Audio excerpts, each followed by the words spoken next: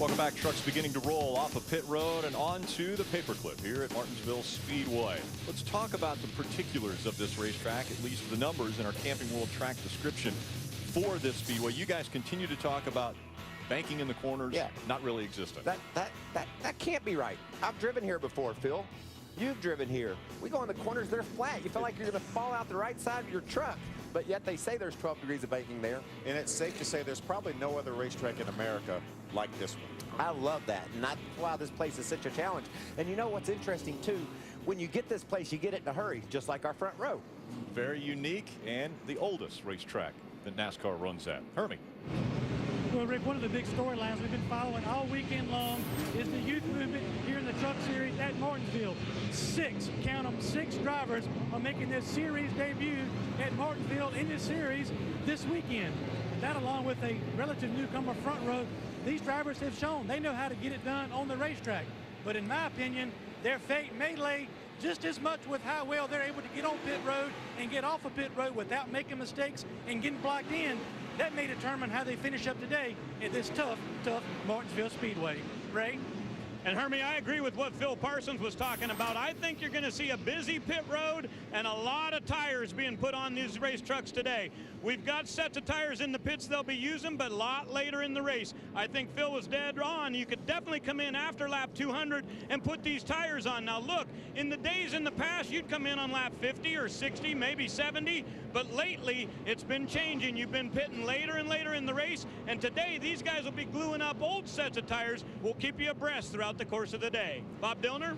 Well, Ray, Ron Hornaday has won just about everything in the NASCAR Camping World Truck Series, and that includes a race here at Martinsville. And as part of a win, you get a grandfather clock as part of your trophy here for that victory. And Ron says he hears that clock chime every single morning when he wakes up in his home in North Carolina, and that makes him hungry for more. Well, he and crew chief Bruce Cook brought a brand new truck here. They'll line up 9th here today for this race, and they think they have a very good shot at getting back to victory lane and breaking a 27 race winless streak. Thanks, Bob. We're going to ride along with a few different trucks. You guys walk us through them. Yeah, we're going to ride along with Kevin Art. He's going to try to take Tide to victory lane for the 9th time. They have 2 truck wins with Kevin. They have 6 cup wins, 4 of them with DW, 1 with Ricky Craven, and 1 with Ricky Rudd. And Kevin will start from the 16th spot. Well, if you were riding with this guy in Daytona, you would have got that coveted Daytona trophy. Johnny Sauter won down there. He's won here before, too. He's got a good start to the season and very confident about this truck today. Talk about another guy with confidence. Timothy he's from near here. He made his first ever start here in the Camping World Truck Series, and he got his first win here. And he will take his Parts Plus Toyota from the 3rd spot. Well, let's just ride with the pole sitter here. This is Jeb Burton driving the Arrowhead truck. Talking to him earlier today, like I said, the most anticipated start he's ever had. And I guarantee you, he's nervous. We can't see those, or maybe that's why he's shaking that wheel like that, because of those nerves. This is going to be a great start to a fun race. All right, we've talked a lot about it. Is there strategy that goes into the start of this race for a guy like Darrell Wallace Jr., who's on the outside at a racetrack where you can't be on the outside? Does he try to duck in quickly, but he's got 2 veterans behind him? He has to lean on his spotter, say, get me a hole wherever you're going. We were joked about it, how he wants to get to turn 1 first and try to beat Jeb Burton. That's going to be very tough to do, as we see the 30 of Nelson B.K. Jr. have to go to the back for unapproved adjustments, so he will start from the back, and that's extremely difficult here. Not impossible. We saw Denny Hamlin win from the back. Everyone on this side of the road is worried about this start. How do I get over to the left? How am I going to do that? Darrell Wallace will be very interesting to see what happens when he gets down toward turn 1. Does he lay off the gas and try to duck in behind, or does he challenge Jeb Burton and try to grab the lead? Watch for him to try to lay back just a little bit on Jeb here coming to the green. 20-year-old Jeb Burton bringing the field to the green flag at Martinsville. Green flag in the air, we're underway. Great start by Jeb Burton. He did everything perfect there. He could feel Darrell Wallace Jr. trying to jump on him. He delayed the start, waited, and look, off turn 2, he's got the lead. Great start by the rookie. Darrell Wallace Jr.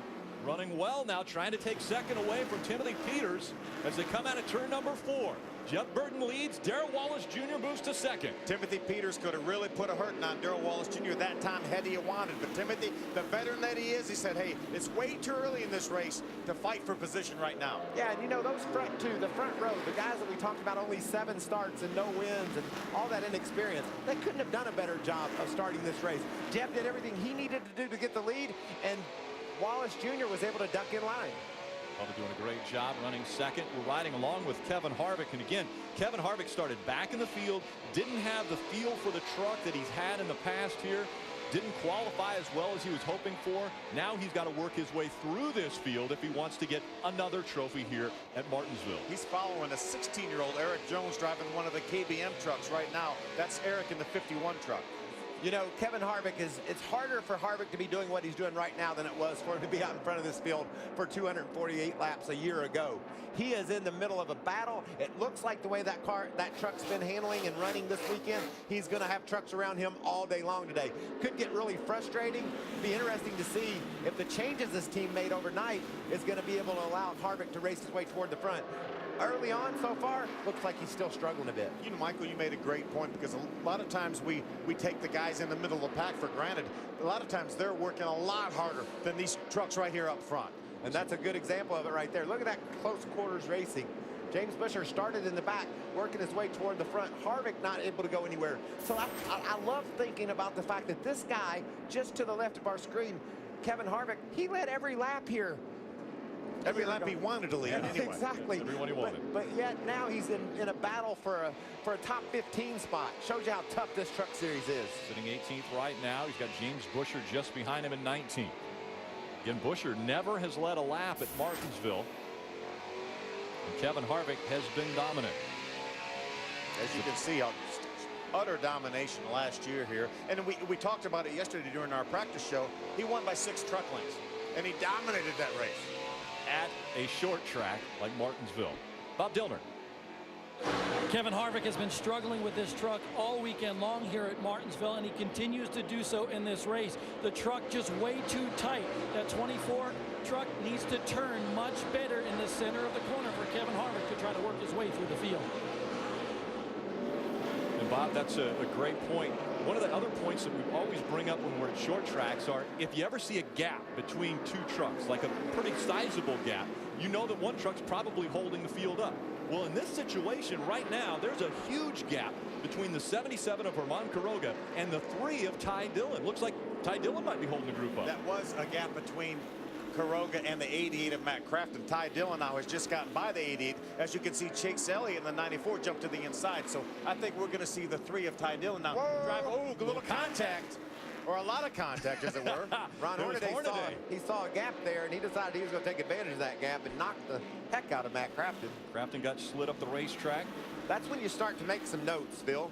Matt's like, okay, I get my truck fixed. If I get an edge, if I get anywhere near getting inside of Ron Hornaday, I know the gloves are off with him. And remember last fall, that race got away from Matt Crafton. He said that was probably one of the biggest disappointments of his career, not winning that race and getting beat by Denny there, being pushed out of the way. Take another look. So we see Chase Elliott goes by, and now the 9 of Hornaday tries to stick the nose in there. Yeah, but if you're Matt Crafton, Michael, you have to know there's a truck behind the 94. It's coming with him. Well, and that's an example of what Timothy Peters could have done to Darrell Wallace on the first lap, because he had a chance to dive in there, chose not to do so. We've been focusing on the 88 of Crafton. Ray, are they struggling? Oh, it's terrible, Rick. Crafton came on the radio moments ago and said, I'm spinning out loose. Crew chief said, what part of the corner? He said, everywhere. Entry's bad, middle's terrible, and exit's not much better. So very, very loose for the Ripet Toyota. Hermie? Well, Ray, Johnny Sauter is on the other end of the spectrum, very, very tight. Crew chief Joe Shear has told Johnny Sauter he thinks it's a product of low air pressure. The truck has been on the splitter in the middle of the corner, so they're hoping air pressure will lead to a freer and faster truck for the 98. Top 5 nose to tail as they're working their way around Norm Benning in the 57. Still Jeb Burton out in front of Darrell Wallace Jr., Timothy Peters, Johnny Sauter, and Herman Quiroga. The top 5 working their way very nicely around Martinsville Speedway.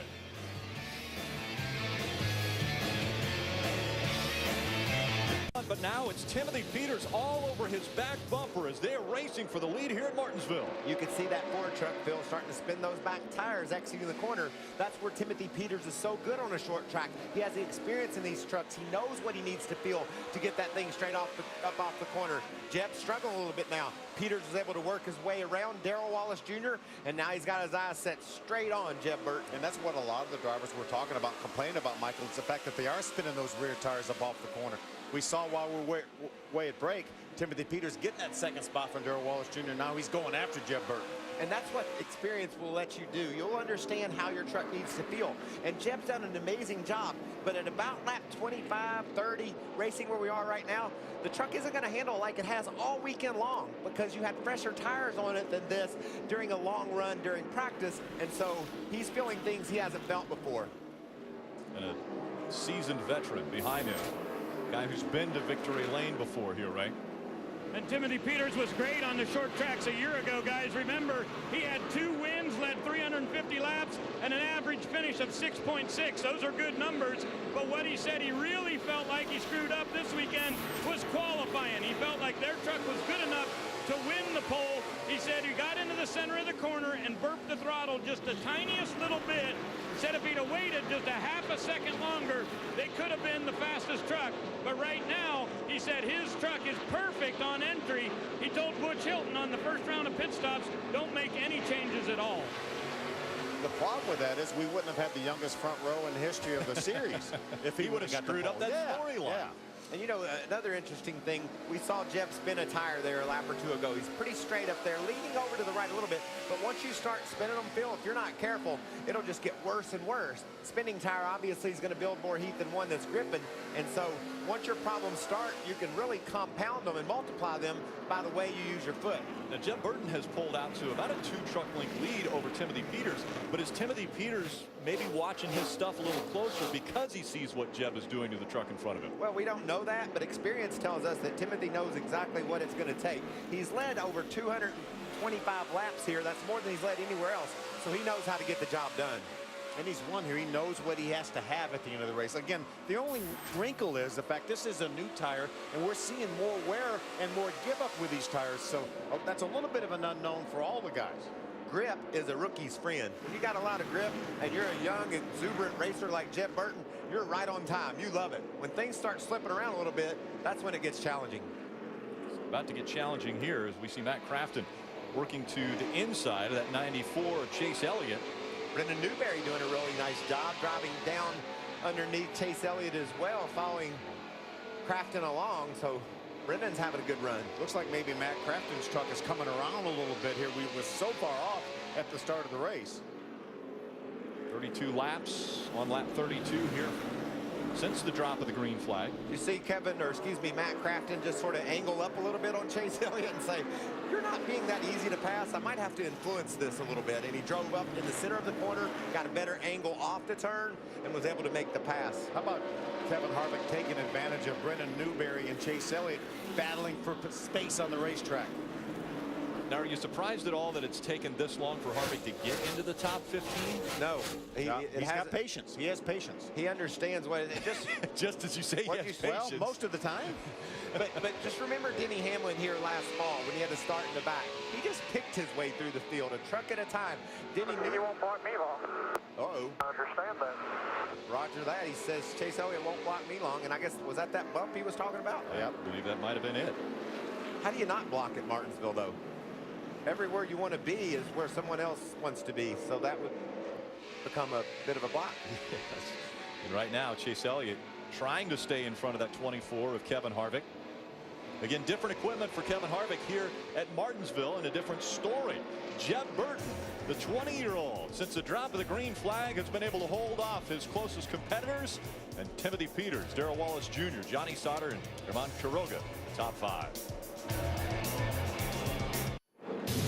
Welcome back. Jeb Burton still holding on to a pretty comfortable lead right now. I would call it comfortable at Martinsville. It's about a second and a half in front of Timothy Peters, who's a veteran that has been to victory lane before. But Jeb Burton seems to have a very good truck and a level head on him right now in this race. There's a battle for third right there. You see Johnny Sauter. We're used to seeing him. Remember, he won here 2 years ago. But how about the 77 of German Quiroga?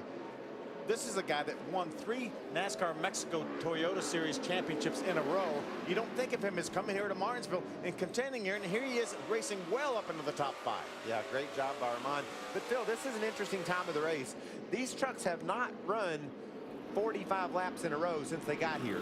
And so if you're going to have a tire problem because of using the brakes too much, if you're going to have a brake problem because of not enough cooling, this is about the time that that'll happen. So everybody's understanding that this is a long run. Know they have to take care of their stuff, but there could be some issues lying ahead. Yeah, a little bit slow on the 39 there. It's a 99, Ryan Silas. Oh, Ryan Silas, the 99, a little slow coming out of turn number 4. That checked up that outside line. Yeah, David Starr, the 81, is hung up in that outside line with nowhere to go. Those guys are racing a lap down, and the lead lap trucks are trying to force their way through. It makes it really challenging to stay out of the way. There's no place to hide here at Martinsville. Bob Dillner. Darrell Wallace Jr. running a truck that Denny Hamlin won with here in 2011, but he's got a problem right now, and that's why he's been sliding back. He had ran second earlier in this race, but I just spoke to crew chief Jerry Baxter, and he told me the truck is just way too loose, and because of that, Darrell Wallace Jr. has to be very guarded with the wheel. He wants him to take care of the tires and just ride things out right now. Darrell Wallace Jr., they call him Bubba, 6th right now. Hermie? Well, Bob, Joey Coulter qualified 15th, was not happy with his qualifying run, but he's starting to make progress under green flag conditions, currently up inside the top 10. And Joey wanted me to give a shout out to his truck chief. Randy Armstrong is not here today. His family welcomed a baby boy this morning, Braxton Daniel, hoping for a good run today for his truck chief. Another good truck early in the going, Phil, is that number 3 of Ty Dillon, the Bass Pro Shop Chevy. He's worked his way to the back bumper of our main Kroger. Remember, we talked about last year and how he struggled so mightily on Friday. Kevin Harvick jumped in that truck, drove it. They put Kevin's setup in there, and Ty ran first or second the entire race. So he got it figured out there. Had a little bit of trouble here last fall, had a flat tire, then it wore the sway bar arm off. But he has a great truck again here. Like we talked about, those tires, the tires are tough and solid, but if you get those brakes too high, it'll blow that tire right out. And last fall, Ty had one go away on him. Oh, a little bit sideways. Little sideways, and Ty Dillon jumps on that opportunity, gets to the inside of Armand Quiroga. Ron Hornaday is going to try to take advantage as well, and he does. Ron's been aggressive early in the going, jumping in every hole he sees. You know, I saw Ron on pit road yesterday before practice started, and boy, does he have a bounce in his step. He's reunited with Bruce Cook, who he had so much success with when he drove for KHI. He said, I'm telling you, we're on to something here. 30 of Nelson Piquet Jr. had to go to the back because of unapproved adjustments at the start of the race. How are they doing now, Bob? Well, what happened, Rick, is yesterday in qualifying, that team forgot to bleed the brakes. So they had to make adjustments after qualifying, and these trucks are impounded. So because of those adjustments, they had to go to the rear of the field. Remember, he finished second here last fall. Nelson told me right before the race, he's got a very good truck, and he had the headphones on. I said, what are you doing? He says, I'm listening to some music to pump me up. And I said, how come? He says, I got to come from the rear of the field. I need to be energized. And he's marching forward right now. He's just cracked the top 20. Sure enough, Nelson Piquet Jr. up into 18th now. Ron Hornaday was able to get by the 3 of Ty Dillon, so Hornaday moves up into the 4th spot. Ty Dillon back to 5th. We saw Armand Quiroga drop back to 6th. Jeb Burton with a 1.2 second lead over Timothy Peters, Johnny Sauter, Ron Hornaday, and Ty Dillon. Impressed, this young man out in front here at Martinsville? Amazing. Driving away from him, too. How do you get by someone at Martinsville? Well, sometimes you got to put the bumper to bumper to get them out of the way. Hornaday moving toward the front.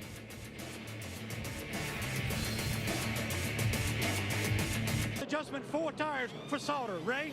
4 tires for everybody on my end of pit road. Jeb Burton saying he's about a number 2 on the loose scale. They loosened him up with air pressure. The 4 will be the first off pit road. Peters follows right behind, and a great move from the 3 team. They go up to 3rd place. The pass that Ron Hornaday made on Ty Dillon on the racetrack. Ty Dillon's crew made up on pit road. Yeah, and importantly, too, Ty Dillon's going to come off 3rd. That means he will restart on the inside. You know that guy that's been struggling his way to the front, Kevin Harvick? They picked up some spots on pit road. Kevin's done a great job on the track, and the team got him some help there. That's the reason for the caution, the 07 of Grant Galloway. Got a little bit of help there as they entered turn number 1. Riding along with Sauter, this is what he saw. He saw contact. Check up, get down, get down, get down. Spinning 1 and 2, keep digging, caution, caution.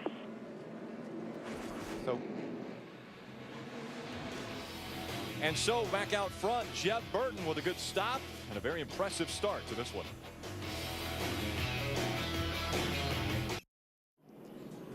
Welcome back. Kroger 250 about to get under green once again. Jeb Burton and Timothy Peters 1 and 2. They make up row number 1. Ty Dillon now on the inside of row 2. Ron Hornaday on the outside of row 2. We'll see how this restart goes. Coming out of turn number 4. Patience. Green flag back in the air. How about Kevin Harvick already up to 5th? The Furniture Row guys, I think, were pitting Kevin Harvick, gained him several spots on pit road. And now Timothy Peters trying to hold on to second as they go down the backstretch. Here comes Hornaday trying to take that position away. We've seen Hornaday aggressive all day long. He's going to dive into the corner, dove in there and got the spot away from Peters. Here comes Ty Dillon looking to do the same. Timothy Peters ducks down in front of Ty Dillon into the 3rd spot. Ty Dillon back and forth. And as you mentioned, Kevin Harvick all the way up to 5th. If he wins this race today, that'll be more impressive to me than what he did a year ago here. He drove a truck that he didn't like yesterday. He's gotten it up into the top 5, and he's poised to go further. Take a look at this move that Hornaday made on the restart. Outside of row 2. What a great start. I think that may have been prearranged. Ty may have let him in. Once again, Jeb Burton out in front. Hornaday now all over the back bumper of that number 4. Timothy Peters runs 3rd. Ty Dillon and Kevin Harvick your top 5. We were talking to Ward Burton, Jeb's dad, down in the garage area before the race, and boy, how excited he was. And he said, man, Jeb is doing such a great job, and he's so proud of him. And he just couldn't talk enough about Mr. Turner and Turner Scott Motorsports and what all they've done for Jeb and giving him this opportunity. That had to feel great for Ward too, to hear Jeb's emotion after he got that pole yesterday. I got a big hug from his dad and was very There, just lost the lap. We'll push it when we got to. Kevin would probably is thinking, I know that. I don't look at my record. I'm pretty darn good here. Jeb Burton already 2 truck lengths between he and Ron Hornaday just since the drop of the green flag. That truck is strong. Totally, and he's doing an amazing job. We saw him slip some tires earlier, was able to manage that, keep the back end of the truck up under him, and drive away from Timothy Peters. They're saying there's some debris somewhere through too. Looks like there might be some fluid down too. It's hard to tell. Could have come from the 77 or Ramon Quiroga. What a great run he had going, running up in the top 5. He hit pit road before that caution flag came out. I wonder if that may be the reason. Here, no. Looks like there might be some oil off turn 2 over there, guys. See the dark streak in the middle of the white concrete? He was running in the 7th spot when he hit pit road. We're going to jack it up, take a look underneath. We're at the rear end now. That's a dust cap off a rear end, so maybe gear problems. That leads to oil too. Yes, gear oil. So the second caution comes out before we've reached lap 100. It's been all Jeb Burton out in front of this field at Martinsville. The young man looking for his first win. You love food. You love creating recipes with fresh ingredients bursting with flavor. You want to create. You want to use your passion and make food your art. You can be a professional cook, a baker, or even open your own catering business. We can help. Call Star Career Academy now so you can start training. You could be finished in as little as 10 months. Call now. Call STAR today at 1-866-668-2221. That's 1-866-668-2221. Call now. Not many people can say they love their job, but I can. I'm a medical assistant. I have good benefits, vacation time, and work regular hours. I've never had that before. Training as a medical assistant was the fastest way for me to improve my life. If you want to make a change fast, you should call About Medical Assistant. It could be the best decision you ever make. Call STAR today at 1-866-668-2221. Call now. World's greatest collector car auction continues. See the most desirable cars on the planet all in one place and all up for grabs. Barrett Jackson, Palm Beach continues today live at 4 p.m. Eastern exclusively on Speed. They're putting a rear axle back in the 77 because we watched it fly out. Yeah, it left the scene. Herman figured it out right away, and I'm telling you, if he would have got to turn 3 without that axle, he'd have been in trouble. Here we're watching for Johnny Saunders on 32. You see the dust cap come off. Now watch, you're going to see the axle fly out of the thing. There goes the axle, and immediately he pulls over and heads to pit road. Actually, the axle came the oil. Came off the truck there. Hermie Sadler. Well, you guys called it and saw it on the television. I talked to crew chief Dan Stillman on this 77. Very disappointed, as you can tell, was silently in the top 5 prior to our first caution. But dust cap comes off, he loses an axle. They come to pit road, they're going to put a new axle in, get back on the racetrack and see if what has happened has caused any further damage to the 77. Ray? Hermie taking out the tires down on my end of pit road. These are Matt Crafton's. You'll notice on the right front a little bit of cording on the very inside, but the bigger concern is the left rear. Normally you'd get 8 or 10 pounds of air pressure buildup in this left side tires. They're getting 0 here. That means these trucks are very, very loose and really not getting much heat into that left rear. The crew chief's certainly keeping an eye on it, Bob. Ryan Blaney struggling a little bit right now. P21, he started 14th, but that car or truck just has too much yaw in it right now. He can't hold the curb, so Brad Keselowski down here in the pit area trying to coach his young driver on in that 29 truck. What about Jeb Burton's lesson he's getting ready to get here? If he can pass this test, it'll be pretty amazing. Ron Hornaday, we saw that last restart he got. One of the best in restarts. Green flag back in the air. Burton on the inside. Hornaday on the outside as they go to 1. Hornaday's going after that lead. He doesn't care that Jeb Burton hasn't led these things very much of him. Now look at him switch to the inside. Crossover move, and he dives it in there. Hornaday for the lead as they go through 3 and 4. Way up the racetrack. Here comes Timothy Peters. It's going to be Hornaday. Now Peters taking over second. Here comes Harvick looking to the inside of Jeb Burton. Do you think maybe Ron Hornaday has the vigor of a teenager? He's amazing today. He's taking advantage of every opportunity. I knew that would be quite the test for Jeb Burton. It couldn't have gone much worse. He's back to the 4th spot on the outside, and they're lined up on the inside of him. Not an opportunity to get in. He's going to try to slide in behind the 98. Not going to happen. There goes Miguel Paludo. Darrell Wallace Jr. See Nelson Piquet Jr. is lined up on the inside. But you know, Ty Dillon was on the outside. Take a look at this. He comes out and hits the wall coming out of 4. See that rubber buildup on the track? That's rubber off the tires that is collected up high. He gets into the outside wall, and he's still losing spots. You can see their busher getting under him. There's another view of it. See, just a little bit too high. Just about a foot out of the groove is all it takes. You know, in Jeb Burton's defense, he didn't do anything wrong. No, he did a really good start. He just was matched up against one of the best restart drivers.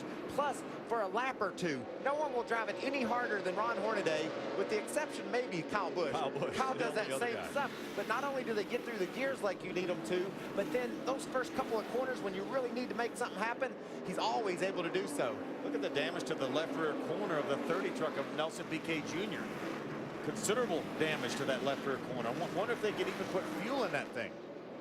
That may be an issue, as we've only completed 81 of the 250 scheduled laps, so they'll have to do a little bit of work to that left side of the 30 next time he gets onto pit road. Saw Jeb Burton taking a peek to the inside of Darrell Wallace Jr. Darrell shut the door. I think he's going to be okay on the fuel.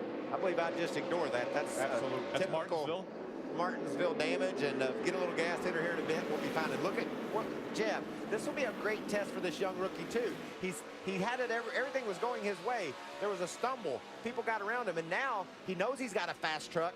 If he can be patient and not make anybody mad as he races back toward the front, that'll be a really good test to see if he can pass. And we'll see how it works right here.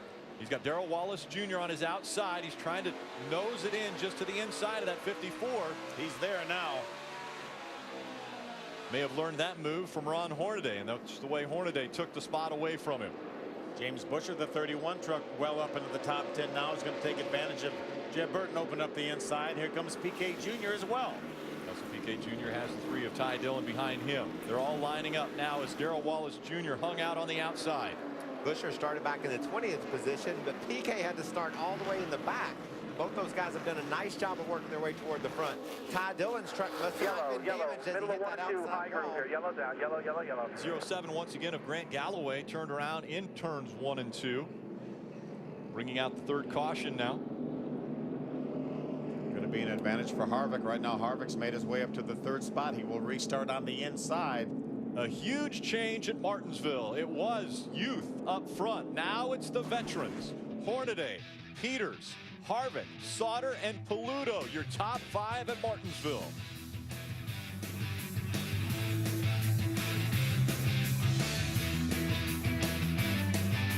You don't want to miss Monster Energy Supercross tonight. That's 8:30 Eastern. Live from Houston, only on Speed. Speaking of Houston, these boys are liable to start radioing in saying, Houston, we got a problem. Because Kevin Harvick has made his way to the 3rd spot. And what an amazing run through the field this has been for Kevin. Methodical, slow, and steady. We knew tires were going to be the story today. Bob, fill us in. And all these teams love the tires. They're a lot more sticky than they normally are, have a lot of grip around this racetrack. But take a look at this. You can see some cording on the left rear here for Ryan Blaney. And then over here on the right rear, some severe cording. These tires are wearing out quicker than ever here during the Truck Series at Martinsville Speedway. This is a big concern for everybody. Coming out of 4. Green flag in the air. We're back underway.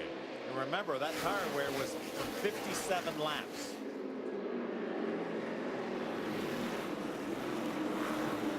Watch Kevin Harvick now move to the inside of Timothy Peters.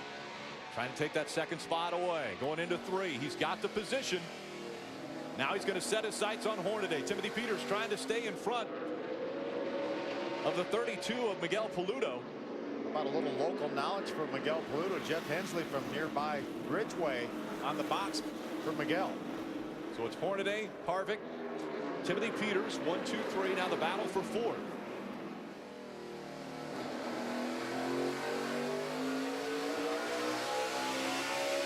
It's going to be interesting to see when Harvick gets up to Hornaday. Remember, teammates for years, and Moss and Worker. Jeb Burton just got by the 98 of Johnny Sauter. Now aggressively going by Miguel Paludo. Here comes Jeb Burton once again. What an amazing turn that was for Jeb. Very rarely do you pass one guy in the corner and able to get around the next one at the next bend. Momentum is a lot of how you make moves here at Martinsville. Jeb made a pass and gained enough momentum to make another one. Riding along with Johnny Sauter. He's lost a couple spots to BK and Buscher. Now he gets back down to the inside in front of Chase Elliott. Here goes the battle for the lead. Harvick looking to the inside of Hornaday as they go into turn 1. Hornaday still has the preferred line right next to that curve. You know, Hornaday's not going to want to give it up. And remember, these guys are teammates again. This is NTS Motorsports. Driving for NTS this time. Obviously teammates in the past at KHI. Harvick came off of turn 4 a lot better than Hornaday that time, but still can't get the nose in front of that 9, although Hornaday did give him room. So now down the backstretch, it's a drag strip. Yeah, that was going to be enough. That room that Hornaday gave him is going to be enough for Kevin Harvick to make this happen. Yeah, I think Harvick was just respectful of Hornaday when he got to turn 1. Said, I don't know if you're ready for me to take this lead, so I better not dive it in there. Didn't want to spin his teammate out, but it's inevitable now. Kevin Harvick is going to lead this race. Still side by side for the lead. Harvick on the inside, Hornaday on the outside, not wanting to give up an inch. And back out in front goes Hornaday. He did lead the race that last lap. And now Hornaday to the inside. Harvick goes to the outside. That choreographed? was choreographed. Yeah. Ron Hornaday said, right now, Kevin Harvick's truck is faster than mine. There's no sense both of us wearing this stuff out. But Kevin, that had to be radio communication. Kevin was on the inside of Ron. Ron was vulnerable for those 10, 15. Look at all the trucks lined up behind these guys. He was vulnerable to lose all those spots. He said, give me the spot back, Kevin, and I'll move to the inside and keep second. That's exactly what happened, and it worked perfectly. Look at all the trucks that he would have had to have gotten around, especially this guy here. Jeb Burton is flying. Pretty smart move by 2 veterans to stay 1 and 2. Just behind him, another veteran, Timothy Peters in the 17, has young Jeb Burton all over his back bumper now. I know we have a long way to go, over 150 laps, but what a great day for NTS Motorsports here. Right now running 1-2, and Brendan Newberry, their youngster, back in the top 20. Kevin Harvick, Ron Hornaday, Timothy Peters, Jeb Burton, Miguel Paludo. Got to tip your hat to Miguel Paludo, running very strong here in that 32. There's a lot of hat tipping that needs to go on. PK from the back, Chase Elliott in the top 10. Darrell Wallace Jr. in 11th spot. Ross Chastain for Brad Keselowski's team. He's up in 13th. He's got some damage to the front of his truck. but it doesn't seem to be affecting him right now. So some good runs by some good young talent. Kevin Harvick, a year ago, led 248 of the 250 laps. This year, he's had to work a little harder for it. Now, Hornaday to the outside once again. Hornaday will take back the spot. Another choreographed move. Kevin Harvick moved over and said, Ron, you go. Well, when Kevin got ahead of Ron, he couldn't go anywhere. Ron stayed right with him and was in fact right on his bumper. And so Kevin said, I'm holding you up. I'm going to get out of the way. And look what's coming. There's a bullet coming. Burton on his way toward the front once again, trying to take second away from Harvick. He does it as they go into turn number 3. Will Harvick take it back? No. Jeb Burton up to second. Wow. How strong is that Ford truck? Remember that test I talked about him having to pass? He got back to the 6th spot. He had to pass 5 people without making them mad or running into them. He's got to buy 5 of them without doing it. Now can he pass the leader? Hornaday out in front. Jeb Burton all over his back bumper. Little contact. No. Burton gets into the back of Hornaday. Hornaday slides up into the wall. Caution will come out. That was from contact from Burton. There was one more test to pass.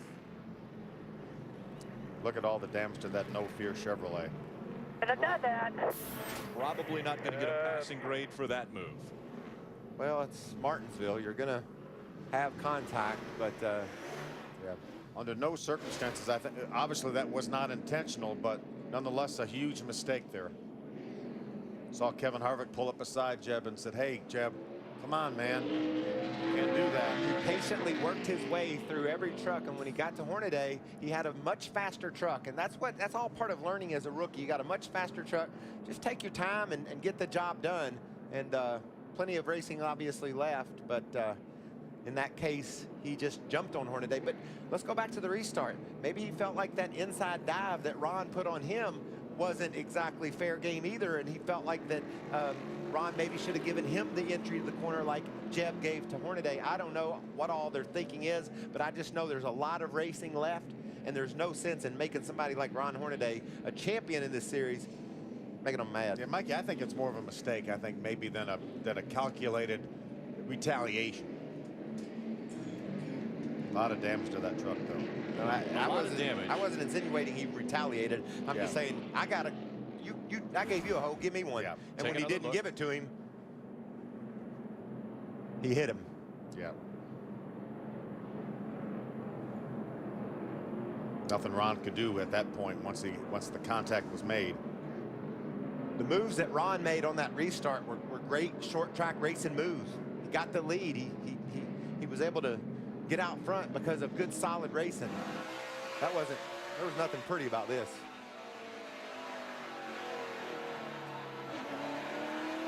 Come on down. Ray, let's find out what they're talking about on the radio with the 4 team. Well, Jeb Burton came on and said, boy, I hate that happened, but he said, I held my line going into the corner and Hornaday tried to block me. That's what created the contact there. His crew chief, Mike Hillman Jr., said, keep in mind the number 24 is Hornaday's teammate. Bob? A lot of damage right now in Ron Hornaday's truck. He's on pit road, and they are trying to assess the damage on that machine and try to move some of that sheet metal away from some of the tires as well. They believe they have a broken track bar mount on the rear end of that machine, but Ron Hornaday, honestly, guys, was just riding. He and Harvick's teams were talking about how they needed to save tires until at least lap 175, so that came as to a big surprise, that contact from Jeb Burton. You know, Jeb Burton made the comment, or we heard that he made the comment about holding his line. At this racetrack, the line is pretty similar. Everyone wants that one line. It's a matter of being on the brakes enough that you don't run into the guy in front of you, and that's, in this situation, Jeb Burton just, it was slight contact, but it was enough that it put Hornaday into the wall. Yeah, we have a long way to go. We have, 140 laps here. This is right after we were slowed for the caution. Kevin Harvick pulls up beside him, and you know what he's saying. You see him point. Yeah, say, man, you gotta, you can't run in the back of somebody like that. You just have to take it easy. There wasn't any racing about this move. It wasn't that they battled and bumped and banged. As soon as he got there, he hit him. And I think if I'm Jeb Burton, I'm going to jump on the radio and say, man, I didn't mean to run in the back. And please tell him I'm sorry. I certainly wouldn't have said I held my line. Right.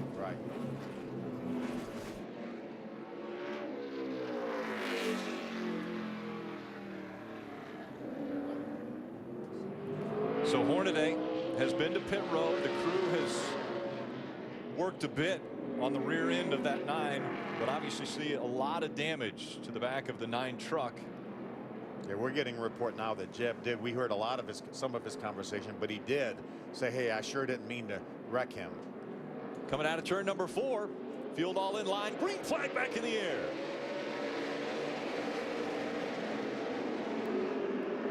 Burton on the inside, Harvick on the outside. Here comes that 32 of Miguel Paludo. You just watch Harvick when he gets to the 4 now. He got shoved up in the center of the corner. He'd already voiced or signaled his displeasure to Jeb Burton. It'd be interesting to see if Harvick is aggressive when he gets there. This might be a case where Jeb Burton is saying, guys, I'm going to go as fast as I can so no one can get to my back bumper. To see if I can go somewhere and hide. If I can get out of here in any way without someone getting to my back bumper, I'm going to do it. There's a whole lot of qualifying laps that young man's going to try to run right now. About 140 of them. But you know what I said earlier? There's nowhere to hide at Martinsville. Caution comes out once again. Debris on the backstretch. Sure enough, just about the entrance to pit road. Like a drive shaft. That's a pinion off a rear end gear. I think if you pan on down the back straightaway, there's even more. There's part of the drive shaft. Yeah. You'll have that at Martinsville. Yeah. These trucks take a lot of stress. I mean, think of all the RPM and on and off the gas over and over. Yeah, the drivetrain probably takes more abuse here than anywhere. Well, I think tempers might take a little abuse here in a little while too.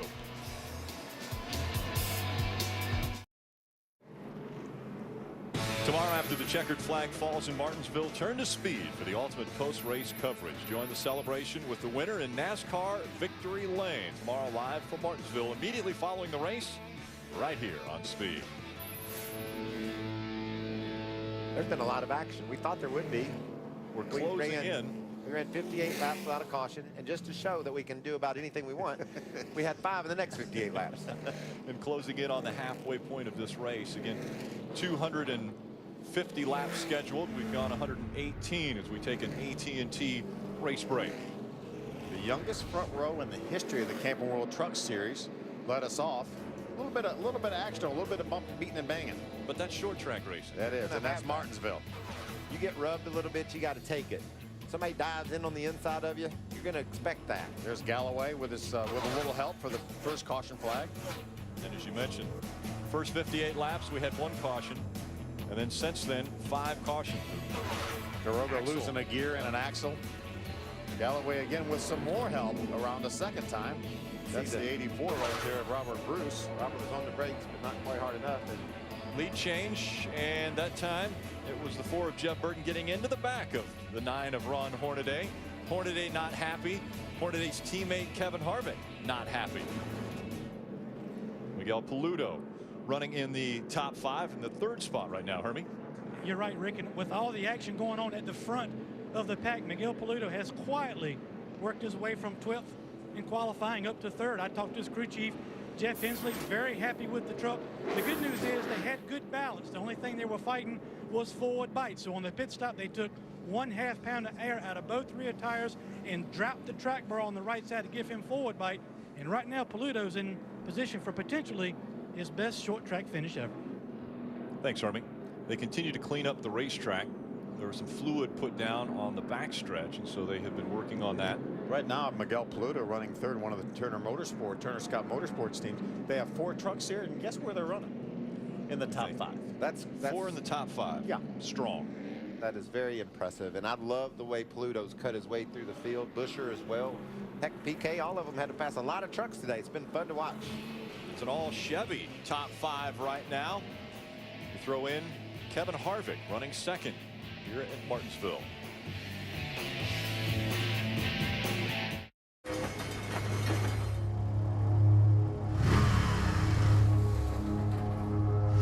Any moment not riding it is a moment you wish you were.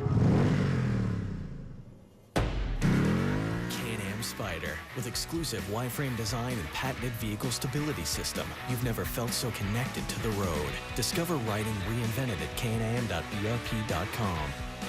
Ride a Can-Am Spyder now for as low as $199 a month. All the plastic water bottles we use in a year can add up. How's the run? but 300 of them can be replaced with just one Brita filter. It's good, thanks. Brita, filter for good. And sweet potato tots are so much fun, you can kind of play with them. I could never do that when I was a kid. My mom wouldn't let me. Call her. Hello, Mom? Absolutely. I have to go home. I'm grounded. Get poppin' with spicy jumbo popcorn chicken and sweet potato tots. This is how you Sonic. For 3 years in a row, J.D. Power & Associates has ranked Quicken Loans highest in the nation in customer satisfaction. Because at Quicken Loans, client service isn't everything. It's the only thing. Camp Corral, a summer camp for children of wounded or disabled military families. The camp is free, so stop by Golden Corral and show your support for Camp Corral. Help send a deserving child to camp this summer. Still under caution at Martinsville. We're getting ready for the restart. Will be Jeb Burton, Kevin Harvick making up row number 1. Miguel Paludo will be on the inside of row 2. James Buescher on the outside. Mentioned earlier in the broadcast, James Buescher has never led a lap at Martinsville, but a very strong showing now for the Turner Scott Motorsports team, as they have 4 of the top 5 positions. Nelson Piquet Jr. back there in the 5th spot. Bob Dillner. The big problem for Ron Hornaday right now, repairing the area around the filler tube for the fuel, and that's what they're working on frantically right now. They just put left side tires on, but his crew chief Bruce Cook said if we cannot get this filled with fuel, then we are in trouble. So right now that's what they've been working on. It seems like they got the problem solved.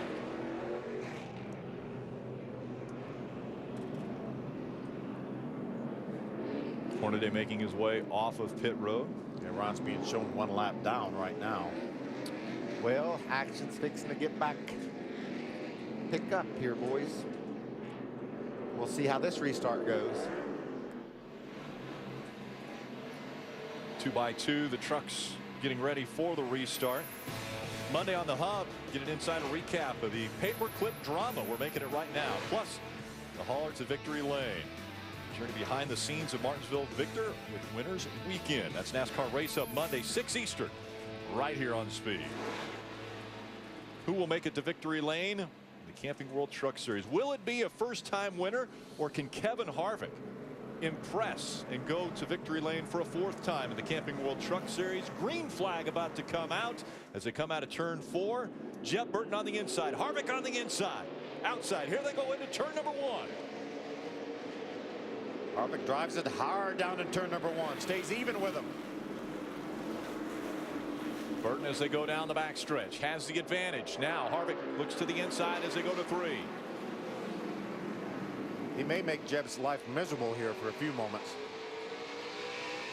He better make it miserable quick, because I'm afraid Jeb's in that qualifying mode again. He's going to try to drive away. I got to leave. I made that boy mad. That truck's awfully good. Jeb Burton's truck. You see the bite it gets off the corner. No spinning the tires there. Jeb Burton has a truck length lead over Kevin Harvick now. Just behind Harvick, Miguel Paludo running 3rd. Buescher 4th. Timothy Peters has moved up into the top 5 in that 5th position. See Ross Chastain on the outside in one of BKR's trucks on the outside of Chase Elliott. They're racing up in the top 10 right now. Great job by Ross. Great job by Chase. Oh! Contact. You see the 19. He slides in, almost gets into the back of the 94. Oh, what an amazing job by Chastain to hang on to that truck. Yeah, Ross wanted to get in to the bottom, and Johnny Sauter was there. There was not a hole there. There's going to be a little tire wear coming out of the 98 of Johnny Sauter, where the contact was made. That could cut that right front tire. That was some pretty heavy contact. Smoke coming out from the right side. You see the tire wear. Yeah, quite a bit of smoke it looks like. And Johnny right now knows that he needs a caution flag, and he's just going to ease Ross right out of the way, left side of your screen. He still needs a caution flag. Still needs a caution flag. Check that out. Wow. What? I mean, I know Ross didn't mean to run into Sauter like that. Sauter certainly didn't think Ross would keep coming, happen so quickly. You can see him move right there. Boom. And Johnny was just there, but golly, does he do an amazing job of not wrecking that truck. Yeah, very close. And Johnny could have not turned him loose, and then Ross definitely would have wrecked. Here he is right here. You heard Johnny get off the throttle to let him go, and then back in the throttle. Nelson Piquet Jr. back by the 17 of Timothy Peters. And the caution comes out once again. This time it's for the 84 of Robert Bruce. Just at the exit of turn 2 for Robert Bruce. Going to be a good break for Johnny Sauter. I think it's too early to put tires on, Michael, though, with 120 laps to go, don't you? Well, I don't know. If I'm in the position Johnny's in, up inside the top 10 and have to come to pit road, maybe I just get my tires and hope for the best. A lot of caution flags can save those tires. At least clear the right front fender off of that wheel, because there's going to be a lot of tire rub that will take place if he stays in this condition. We'll be back for the green flag after this.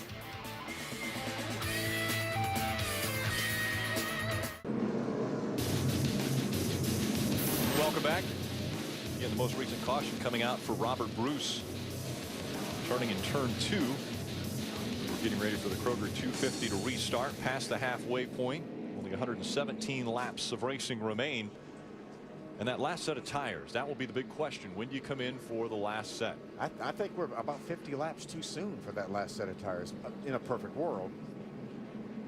Yeah. A little bit surprised Johnny Sauter didn't come in at least repair the damage a little bit to the right front corner of that truck. Phil, the last couple of laps there, it had quit smoking, so maybe made its own clearance. Some of the, and when you go in the corner, if it's on the right front, the body gets further away from the tire as the body shifts over and the tire stays in place. So maybe it clears it enough. He hopes. We certainly saw less smoke.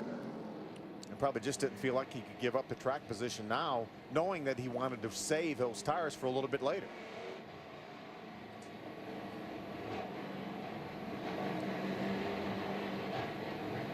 Go back to pit road, Bob Dillner.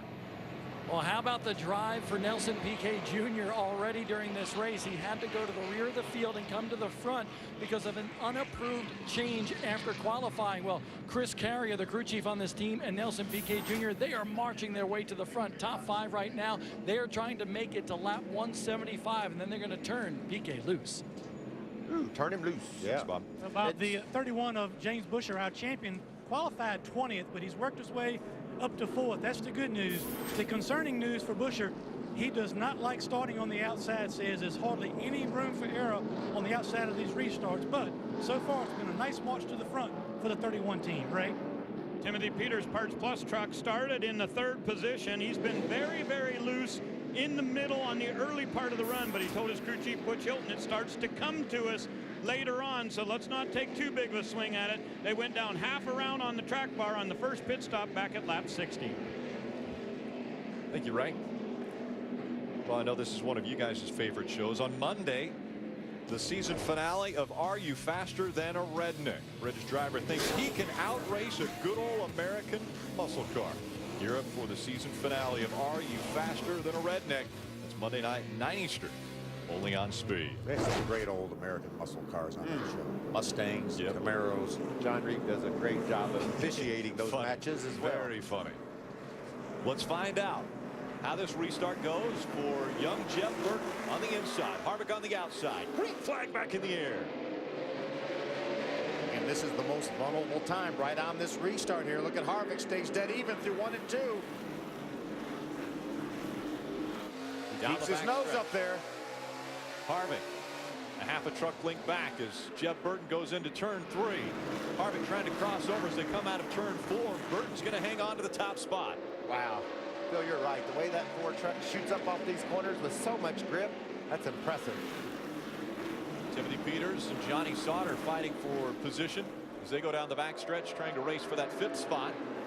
30th Piquet Jr. right behind the 17 of Peters. Timothy Peters down on the bottom of the racetrack. Sauter up in that outside groove. Don't really see the smoke. Sauter thought about pulling down to block Piquet. Thought better of it and opened the door for Piquet. 4 truck lengths. The separation between the 4 of Jeb Burton and the 24 of Kevin Harvick. Once again, he's trying to separate himself from Kevin. And then after that, there's 1 truck length at the most between the rest of the guys. These boys are lined up and racing hard. Remember, we're going to have another pit stop, 4 tires, and that could jumble the lineup a little bit. Jeb Burton was able to hold on to that lead after the first pit stop, but then lost it to Hornaday after the first lap. Chase Elliott running in the 9th spot, back up into the top 10. Doing a nice job, and that truck is actually built at Turner Scott Motorsports, so Essentially, they have 5 trucks here that they've prepared, and all 5 in the top 10. Amazingly, the starting positions of the guys in the top 5. Jeff Burton obviously started on pole. Kevin Harvick started 16th. Miguel Paludo started 12th. James Buescher started 20th. All in the top 4. Timothy Peters started on the inside of row 2 in that 3rd spot. Bob Dillner. A nice run for Chase Elliott in the top 10 right now. Lance McGrew, his crew chief, told me they're just trying to save their stuff till the end of the race. But Chase said this racetrack is so hard to be consistent at. It's the hardest track that he's ever tried in his young career. And he's got a lot of help this weekend from his dad, the former Cup champion. Denny Hamlin spent a lot of time with Chase this weekend, as well as Jimmy Johnson. And he told us in the setup show. So right now, they plan on just trying to save their stuff until the end of the race. That's some pretty good help. If you're going to get some help, got a spinner over in turn 3 and 4. 0-7 of Grant Galloway around once again. That brings the caution out. Try to back it up out of the way of the It is just extremely tight now. Just extremely. It won't turn a lick off the corner. That's not a good thing at Martinsville, because the turns are really sharp. And that's some of the insight that I bring you. You're bringing it today. You're all some over of your that. best stuff. Thank you. Thank you. Still, I think we're still too early. You know, Phil, somebody's got to take a chance. If I'm running 8th, 10th, 12th, maybe I'll come get my tires now and try to get that track position and hope for a series of caution flag after caution flag, so that I don't wear my tires out. But no one's. I think some guys may come, but they saw the tire wear from that first run after about 57, 58 laps. That was 57 or 8 in a row, though. Yeah. And we haven't seen much more than 8 or 10 in a row since then. Kenny Habul in the 93 actually gave the 0-7 a little shove there. I think the 0-7's had a little help about 3 times. Rumor has it. Looks like the guys are up on the wall getting ready. Yep. Pit road was not open that time around. It will open as the pace car gets there. This time at the exit, I'm sorry, the entrance to turn number 3. Pit road is open now. The green light's flashing. Green light, green flag being displayed, and sure enough, Jeff Burton making his way down onto pit road. Harvick stays out. Decides to stay out. As does PK. Sauter stays out with that damaged truck, as does Darrell Wallace Jr. A lot of different strategies. We knew we'd see this. That's Bodine now in the 13. Hermie Sadler. With a 32, will come down pit road of Miguel Paludo. Crew chief Jeff Hensley at first said stay out, but they'll take 4 tires, make an air pressure adjustment for Paludo. Ray? Brand new race car for Jeff Burton. We're seeing the number 32 getting pit stop action also. These guys making that decision that they needed to get in here and kind of get really good track position. There's a little bit of damage on the front of the nose of that Arrowhead Silverado, you can see for Jeff Burton. They told him get it into first gear, get ready. They're going with 4 tires here. This is anticipated to be the final pit stop for Burton. Right behind him, the 17 of Timothy Peters, and there are going to be 2 or 3 trucks that beat Jeff Burton out. The 31 and the 17 all get ahead of the 4. And we saw some contact too as those trucks were exiting pit road. And remember, a couple trucks stayed out. Kevin Harvick stayed out. Nelson Piquet Jr. stayed out. Todd Bodine and Darrell Wallace Jr., they all stayed out. And so that means there's going to be some cushion between those new tires and our leader, Kevin Harvick. Watch the contact between the 17 of Timothy Peters and the 31 of Buescher. Doesn't look like a lot of damage to the 17, but the 31 did have a little bit of a crumpled fender there as they came out. I think the 17 got lucky there and would have damaged that right front fender. That hurts you even here at Martinsville. But mainly the damage to the 31 of Buescher is superficial and won't matter. See Paludo leading Buescher off pit road. Then looks like the 4 of Jeff Burton beats the 17 of Timothy Peters. Yeah, a real close race off of pit road. So the lineup behind the 24 of Kevin Harvick. I think we have 10 trucks right now that stayed out that time. This is going to be good racing. We hoped we would see some strategy come into play, and it's happened. Bob, what's the strategy for the 24 team? Well, there was a big debate as to whether or not to come down pit road for Kevin Harvick and his crew chief for this race, Paul Andrews. I said, Paul, who made the call? He said, Kevin made the call. We're going to try to stay out another 25, 30 laps. Seeing a lot of fall off with these tires wearing out so much here at Martinsville. They think fresh rubber is going to be the key at the end of this race. Well, just think about PK, Harvick, some of the guys that had to race their way through the field once already. They know they can do it. You give me fresher tires than Kevin Harvick, if it doesn't get too late here before we have another caution, it could be a good move for him. Maybe he felt like there wasn't any way he was going to be able to beat Burton unless he changed his strategy up a little bit. I like it too. Just doing something else. Yeah, Jeff Burton had shown that on restarts he's able to pull away. Looked as though he had a little bit better truck. So if he stays on the same strategy, possibly the same things would end up happening toward the end of the race. Jeff Burton has a lot of traffic too in front of him now. He's going to restart in the 13th position too. So it's hard to go through those trucks without getting a little bit of damage every now and then. And he probably is going to be looking in the mirror for the 9 truck. I don't think he has to worry about number 9. Engine number 9 is down. He's got his truck all bent up. But he's back on the lead lap. Yeah, so he does have to worry about that. Then we're riding along. On boards. Top left, Jeff Burton. See Harvick lower left. There's Timothy Peters top right, and then Johnny Sauter down in the lower right-hand side. That's what it looks like. You know, Phil, I can't get in one of those trucks with the in-car view and not make me want to wish I was out there. I mean, it's so fun to race on these bull rings and rub and grind, and that's what we're going to see over these next 100 laps. Harvick, Nelson Piquet Jr., green flag back in the air. Todd Bodine on that inside line. Looks as though he's going to let the 30 in of Nelson Piquet Jr. Now they're nose to tail as they go down the backstretch. See Todd and Bubba Wallace side by side in a battle for third. Look at Bubba jumps to the outside of the 30 of Piquet. Trying to make the pass on the outside. Trying to make that outside line go. Now he's able to slide in behind the 30 of Nelson Piquet Jr. So Darrell Wallace takes over third, and now Nelson Piquet Jr. by the 24 of Harvick. Harvick slowed through 1 and 2. That allows the 54 of Darrell Wallace Jr. to get the preferred line. He'll take the second spot away. How about all the way from the back to the front for Nelson Piquet Jr.? There's some sort of an issue on Kevin Harvick's truck, isn't there? Certainly falling back. And it looks like the pack is going by. Erik Jones underneath of him, up into the top 5 for that young man. What a run he's making. 16 years old. I think it sounds like maybe a carburetor ignition on Harvick's truck. Issues for the 24 after being out front. Ryan Blaney now the 29 on the inside. Bob, what's going on with Harvick?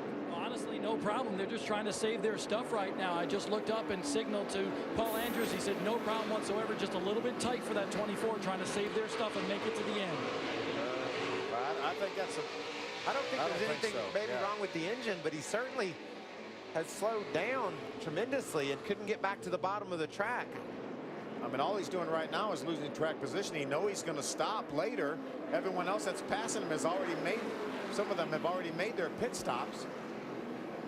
See, there's Jeff Burton, the 4 truck right there, pulling to the inside of Harvick. And the guys he was racing up front on the exact same tire situation that he was under, and that's when he was racing up toward the front. So Kevin Harvick, who had a very strong truck up against the other trucks that Spinner were off turn 2, Hornaday around. Here, I got a wreck in 2. Caution's out. The 5 of Tim George Jr. also involved. Hornaday gets it righted, as does Galloway. Tim George not able to refire as of yet. You hear him refire, but he just after the leader goes by. What a shame for Tim George Jr. Good looking Applebee's truck there, and couldn't quite get going in time to stay on the lead lap, or stay a lap down. I think he's 1 down already. So it's Nelson Piquet Jr. who's out front of the field here at Martinsville, Virginia. Something developed with Kevin Harvick's truck. I know he'll come to pit road. That wasn't much of an advantage though, Phil. Those tires that his competitors have aren't going to be enough older where it's going to give him a tremendous advantage to come through the field. Yeah, I think he had some sort of an issue there. He may not have talked about it on the radio, but he lost too many positions there. Gave the lead up and lost too many positions. Jeff That's pit exit right there. Involved in this as well in the 27. What about this kid, Erik Jones? We've talked about how much of a fun top 10 we've had all day long. Oh, yeah. He beat Kyle Busch down at the Snowball Derby. Kyle said, You deserve a ride for that. They brought him here to Martinsville 16 and is running in the top 5 in this race. That's an amazing story. A lot of good stories today with the way PK Jr. has cut through the field. Darrell Wallace Jr. up in second spot. Right now we have 2 KBM trucks guys in the top 5, and neither one of them is being driven by Kyle Busch or Denny Hamlin. 24 of Kevin Harvick staying out on the racetrack. Bob, what's going on with that 24 team? Kevin Harvick got on the radio as soon as the caution flag flew, and he said, I was just trying to save the truck. I don't know what happened, but it seemed like the tires went away after that last caution, and I had no grip whatsoever. So I was just trying to be very cautious and then bring it down to pit road so we can put some new skins on it. But that team just trying to take it easy right now and survive, and they actually just got down off the pit road. It looks like they are not going to stop. Hermie? Well, Bob, the 3 truck of Ty Dillon back on pit road. No tires on this stop. Just a little bit of a wedge adjustment in the left rear, and they cleaned the grill. So top it off with fuel for the 3 of Ty Dillon. Yeah, I think right now Harvick has to stay out longer. He needs to run about 30-40 more laps, so he has a bit of advantage with tires. Definitely. Try to get the strategic advantage that they're looking for. Harvick's been strong, but now struggling in the middle of the pack once again. Works. At Martinsville Speedway, out in front, Nelson Piquet Jr., Darrell Wallace Jr. just behind him in the 54. Those 2 racing for the lead. Yeah, big time battle. Darrell Wallace Jr. restarted on the outside, stayed even with Piquet for a couple laps. Now he's right on his tailgate. It's Tom Bodine back there in the 13, running in the 3rd spot. Erik Jones, the 16-year-old, is 4th, and Ryan Sieg in the top 5. Kind of appropriate, 2 juniors leading this race when over half the field hadn't reached their 30th birthday yet. Is that a little contact by Wallace? Still there. Clear. Clear all around. Darrell Wallace Jr. out in front of the field now at Martinsville. Remember, these guys are on the same tire strategy. Both of them pitted back on lap number 60.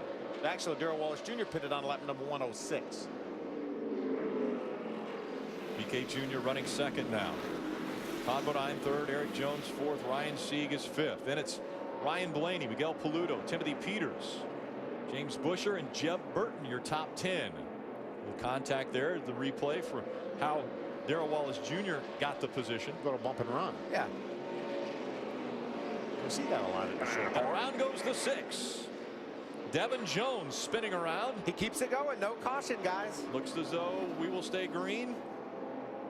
No caution, keep coming. No caution, keep coming. Got a flat tire, it seems like. Left rear flat for that truck. Looks like it, yeah. Either that or something wrong with the rear end housing. Something's askew. This could get hairy now as he goes into turn 1 and 2. Field trying to go by. Needs to stay right next to that curb.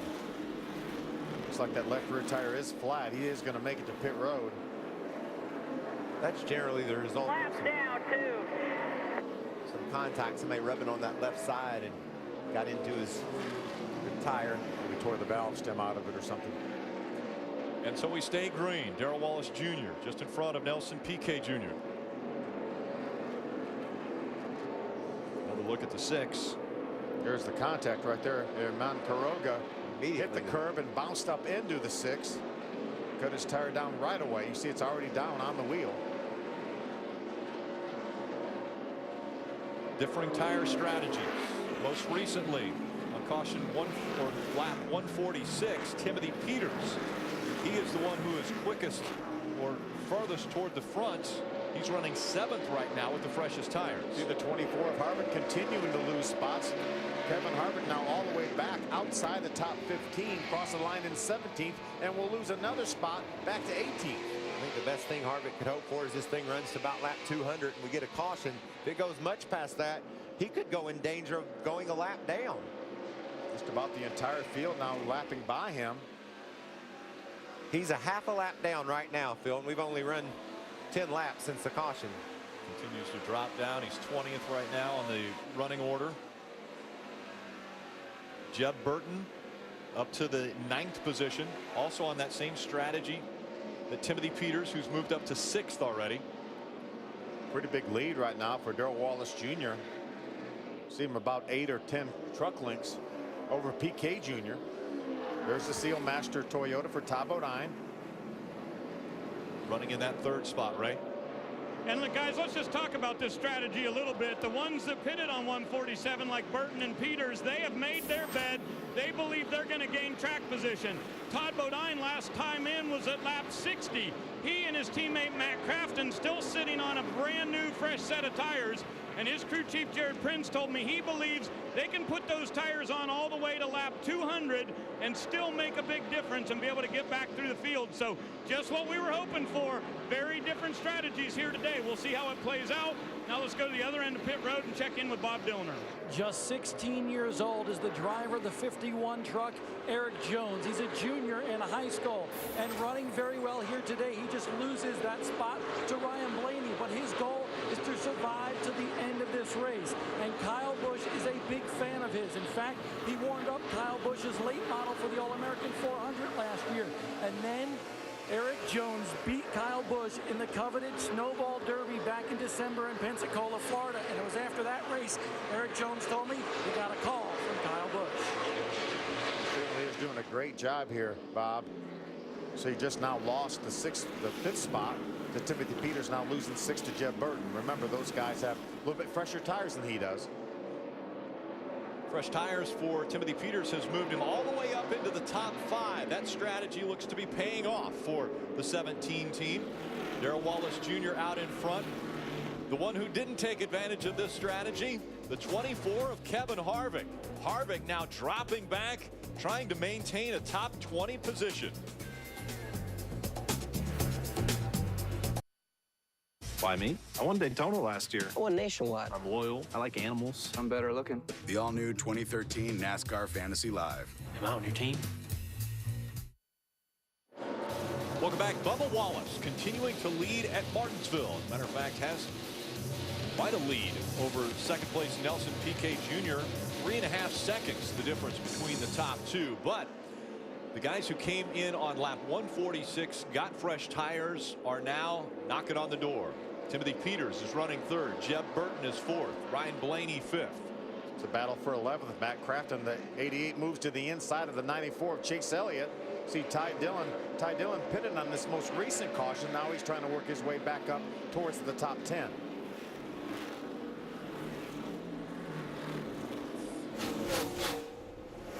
Top 10 including Miguel Paludo, James Buescher, Johnny Sauter, Brendan Gaughan, Erik Jones. They are 6th through 10th.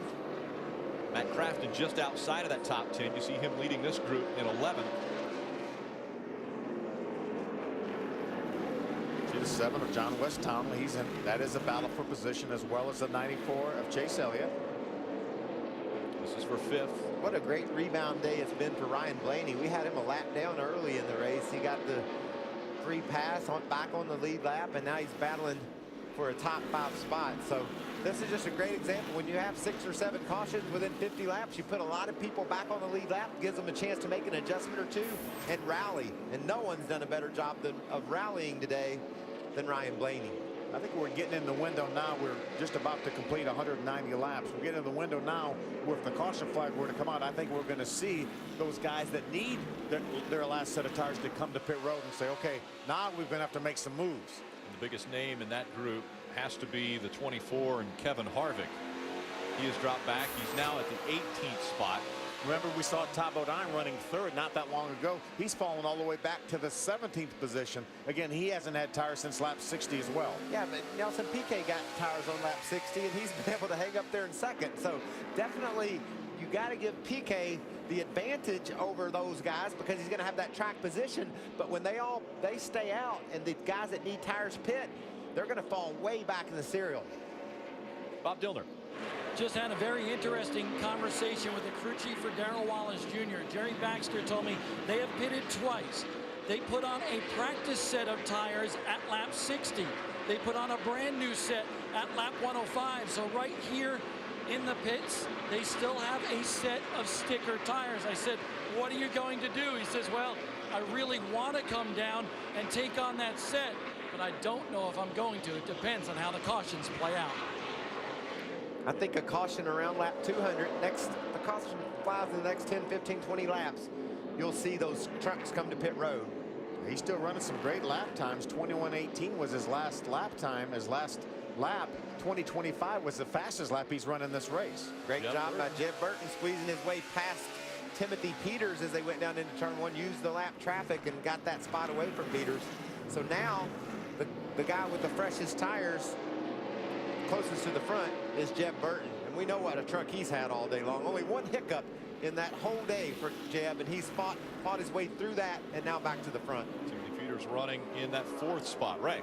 And those guys believe that Jeb Burton will drive his truck too hard. This was premeditated that Timothy Peters pulled over. He said, I'm going to be easy off of the corner. We'll let the 4 burn up his tires, and we'll have something for him right at the end. And around in turns 1 and 2 goes the 8 of Max Gresham. Right in front of our leaders. Bringing out the caution once again. Well, here you go, guys. You asked for it. We got it. We got it. We're coming, too. We're coming for tires. Lap 195. 196. This couldn't set up better for these guys with new tires. They're going to have 50 lap fresher tires than the guys that are going to be leading the race. They're going to fight their way through the field. It's going to be a dramatic finish. If you are Darrell Wallace Jr., do you come if you've got a fresh set of tires? Heck yeah, I think you do. There's a lot of racing Give up left. the race lead? Yes. 50 laps to go. I'm coming. All right. Take another look at Max Gresham. Around he goes in turns 1 and 2. Saw PK go by. There's Jeb Burton, Timothy Peters, inside and outside. Looked like Max got in just a little bit hot trying to get around the 60 and go to Armstrong. Looked like Jeb thought about going high for a second and changed directions. Good move getting by that spinning truck. We talked early about strategy playing a big part and a differing strategy than what we've normally seen here in this 250 lap race from Martinsville. We're getting ready to see if that strategy is going to pay off for some of these drivers that have stayed out. Right in front of you, right in front of you. Hello, I'm going to go high, you go low, we'll split him. You know, Phil, here's the deal. I don't believe there's any way that Darrell Wallace Jr. is going to beat Jeb Burton. Jeb's got better tires, he's been faster. So if you want to protect and try for a top 5, then stay out. But if you're going to win this race, you better pit. We have to make the decision right now. Pit road is open. What's Bubba going to do? He's looking inside. He's coming. If he commits on the inside of that orange box, he's coming. And sure enough, he makes that decision. Obviously, PK comes along with him. It was lap 60 the last time PK was on pit road. Bob. Jerry Baxter's message to his driver, I hate to give it up, but I think this is the best thing to do. We'll have 50 laps to get back out front, and this truck is dynamite right now. A 4-tire stop for the 54 of Darrell Wallace Jr. Hermie?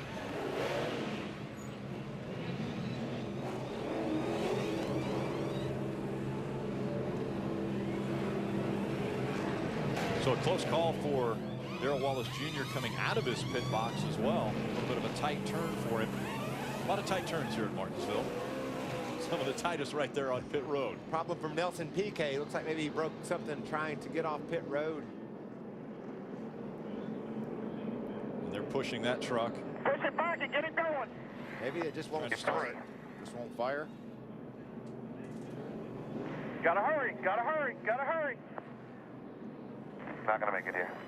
Gonna lose a lap. What a tough break. What a great drive from the very back of the pack up to the lead. Out of fuel. Another truck that was on pit road. The 24 of Kevin Harvick came in 4 tires. You see the struggles continuing for Nelson Piquet Jr. Harvick back out on the racetrack. Along with Chase Elliott.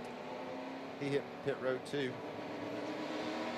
It was Kevin Harvick and Ron Hornaday running up front. They were dominant, looking as though they were going to just set the pace here. Hornaday has an issue now. A little frustration maybe as he gets into the back of the 27 of Agnew.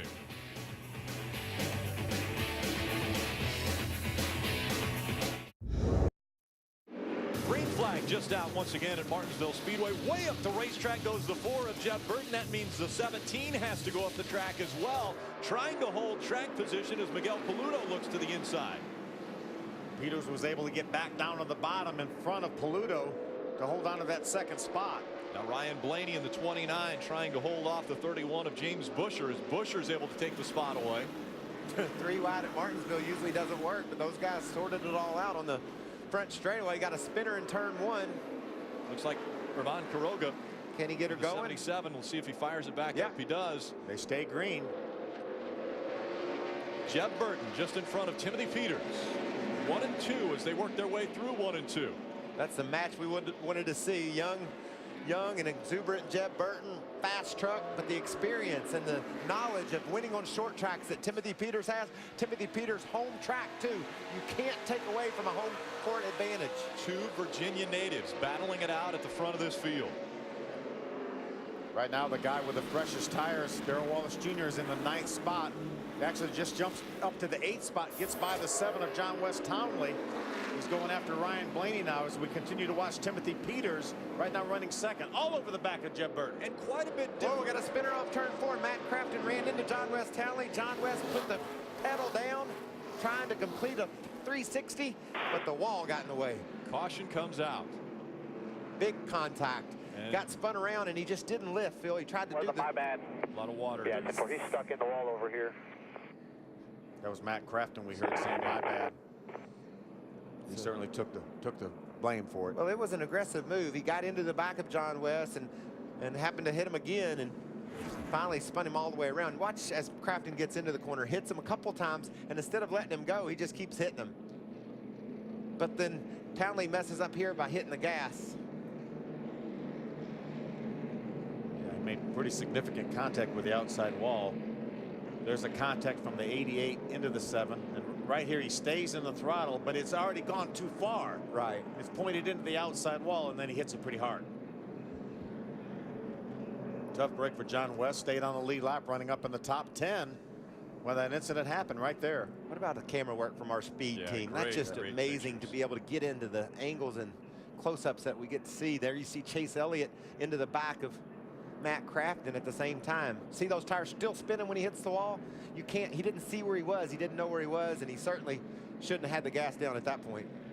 Just behind all the action, riding along with Kevin Harvick, this was his view of what just took place. John West Townley into the wall, brings the caution out once again.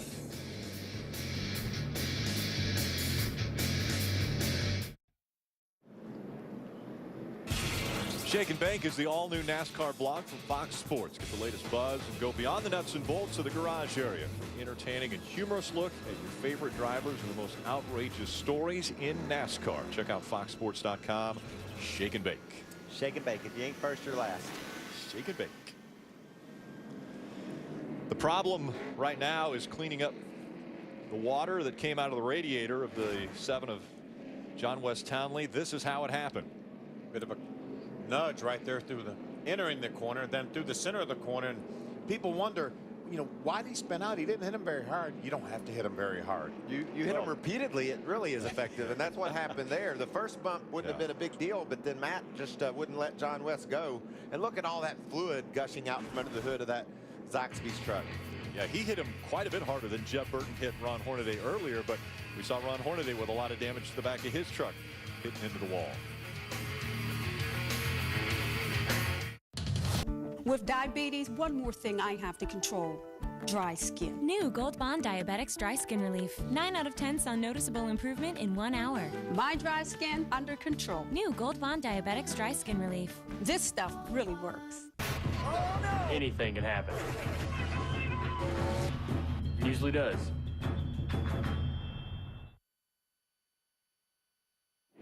Welcome back. Kroger 250 after 215 laps. Jeb Burton in front of Timothy Peters. We look at our guts and glory to us by Ram. Boom. Talked about that little shove early in this race. Phil, you mentioned early in the corner, very hard to recover from. Yeah, way more vulnerable earlier in the corner versus the center of the corner. And this was certainly the pass for position at the time, and it could end up being the pass for the win for Jeb Burton. That was a nice thread of the needle there by Jeb Burton down the front straightaway. Got him in position to control the restarts. He's done a great job on that front row when he's restarted. And see if he's able to continue to do so. He's got some fresh tires now back on Darrell Wallace in 7th. Matt Crafton 8th, Chase Elliott, top of down. All those guys have 50-lap better tires. And be interesting to see if they can fight through the field and get to Jeb's tailgate. Nelson Piquet Jr. again with issues on pit road have relegated him back a few laps into the 21st position as the field comes out of turn 4, 2 by 2 on the inside. Jeb Burton outside, Timothy Peters, green flag back in the air. 33 laps of racing to go. See, Paludo was slow on the start or intentionally let his teammate Busher in. How about Timothy Peters on the outside, trying to take away the lead from the 4 of Jeb Burton, and he'll take it away. Drives it hard down in the corner, and he's got the spot over Burton. Now he slides up a little bit. Timothy Peters has the lead. Now to the inside. Here comes Jeb Burton once again, trying to take it back. Timothy gives him room on the inside. This is a battle for the lead. Look at that look at that battle for the lead. They're all over one another. Great racing here at Martinsville. Side by side once again, 3 and 4. Oh, we got a bump. You're spinning. No, they straightened it out. Wow. Brennan Gaughan back behind him. They were 3 wide. Gaughan was on the outside. He got shoved way up the racetrack. Trying to hold on to positions inside the top 10. He's losing that now as Jeb Burton has cleared the 17. Out in front, James Busher running in the 3rd spot. Miguel Paludo 4th. And the 98 of Johnny Sauter in 5th. A little bit of cushion now for Jeb Burton. He wants this race to stay green because he needs to put some distance between himself, Timothy Peters, and those guys coming with fresh tires. The first one in line in 6th spot. You can see there Darrell Wallace Jr. right behind Johnny Sauter as they enter turn 3. It'll be interesting to see how quickly Wallace can dispose of Sauter and work his way through these trucks. He needs to get it done right now, Phil, while his tires are the best. Our Harvick watch has us looking back into the top 10, but back in the 9th spot. Paludo gets sideways, opens the door for Sauter, Rick. Here comes Johnny Sauter, looking to the inside. He's going to take that spot away. Now he's up to 4th. He's bringing Darrell Wallace Jr. with him. That's a break for Darrell. Watch this truck run. See if he can make a move on Sauter. Crafton now has the inside line. Miguel Paludo's going to slide in behind him. Todd Bodine just behind Paludo. Bubba Wallace has one of the best here in front of him, the 98 of Sauter. Remember, Sauter won here a couple years ago. It'll be difficult for Bubba Wallace to get by. We'll find out if those fresher tires are going to help him out. On the right side of your screen, look at the little bump and run that we saw out of the 98. Johnny Sauter got into the back of the 32, gets by. How about left side of your screen there? Getting by James Busher for 3rd. Sauter takes 3rd away now. Bubba Wallace into the back of the 31. They stay straight. Again, fresher tires for that 54. Oh, Bubba doesn't need to slip here. 88 on the bumper, looking, block the bottom here, block the bottom. Drives it hard down the corner, gets underneath Busher. It's going to bring Crafton and the 88 with him. Let's put Bubba up to 3rd now. Darrell Wallace Jr. 4th, I'm sorry. Into the 4th position. Look at the freshest tires on the racetrack. Look at Johnny Sauter getting around Timothy Peters, setting his sights on Jeb Burton. Sauter's really strong right now. Wallace is strong. There's Paludo getting by his teammate Busher. Going to bring Todd Bodine with him. 25 laps of racing to go from Martinsville. Here comes the 24 of Harvick. Todd Bodine to the inside, trying to get by that 31. Maybe Johnny Sauter saved a little bit here for the last 25 laps. He looks very impressive. He's going to make the move on Burton. He was down to the inside of him there entering turn 1. Johnny Sauter last pitted on lap 146, the same as the 4 of Jeb Burton. Look how much harder he was able to get in the corner than Jeb Burton was.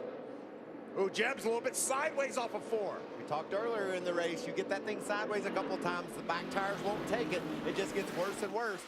Sauter definitely has a better truck right now than Jeb Burton. Maybe it's just a matter of time.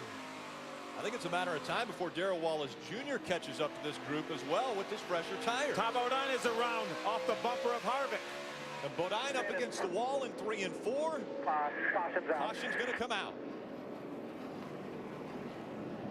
Woo! Action's heating up, isn't it? Still has the top spot. On the outside will be the 98 of Johnny Sauter for the restart. Who's going to start on the inside row 2? The 54 of Bubba Wallace with the freshest tires up in the top 4. Kevin Harvick still outside the top 5, running in the 7th position. That looked a whole lot like when Jeb got a hold of today. Not nearly as much damage to the 13. Yeah, we talk about where you get hit. Entrance to the corners, there's really nothing a driver can do about it. Harvick into the back of Todd Bodine.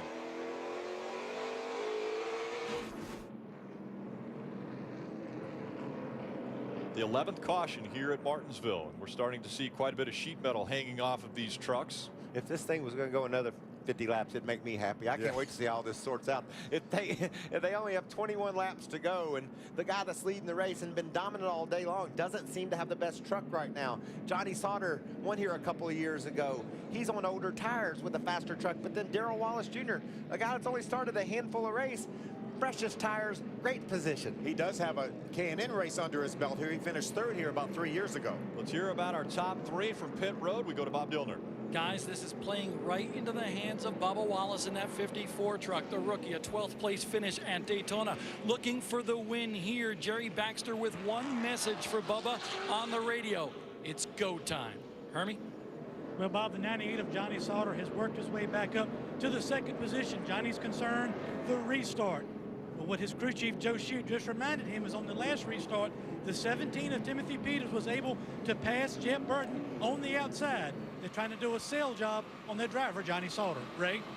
Jeb Burton has been on the radio talking to his crew chief, Mike Hillman Jr., saying, what about the guy behind me? He's done it all throughout the race, whether it was Harvick or whoever's there. Mike Hillman Jr., who's a 21-time winner as a crew chief, just came on the radio and said, listen to me. This is the last time I'm going to tell you, you have the very best truck here. Drive it hard. You'll win the race. Quit worrying about who's behind you. Oh. So wait a minute. Does that mean he only has to run 19 laps like their qualifying laps again? Yes. Yes. Do you remember the passion and just the heart that Matt Kenseth raced to the checkered flag in Vegas with, trying to hold off a faster Casey Kane and was able to win that race? That's what it takes. That's what Jeb has. He's got to ask all those questions. He's got to worry. That's why he's sitting where he's at, because he cares so much and he wants to do so good. Race car drivers just are wired differently, and worrying seems to help a little bit. It makes you feel like you're at least doing something, you know? Field going back 2 by 2. Next time around, we'll see the green flag.